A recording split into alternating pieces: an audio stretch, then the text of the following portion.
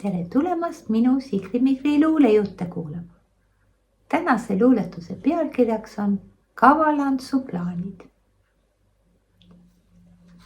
Kavalantsul palju raha, juurde soovib veel.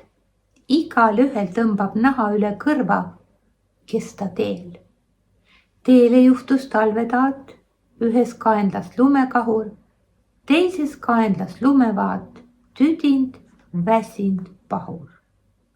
Moka otsast mainis veidi, miks ta tüdinud ja pahur, lumekahur jonnib, streigib, kadunud unerahul.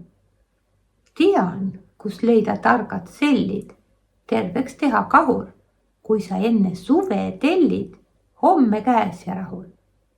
Pakkus teened Kavalants, lubas asja korda ajab.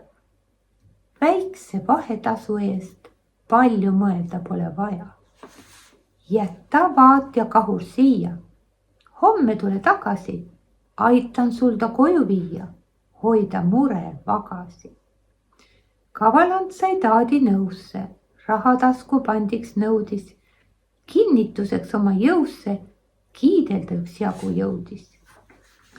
Teisel päeval samas kohas talvetaat sealt truiselt ootas, proovis kahurit ja ohas, vale vett sealt välja puhas.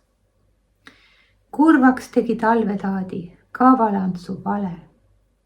Kevadpäike lohtas, paitas taadi pale.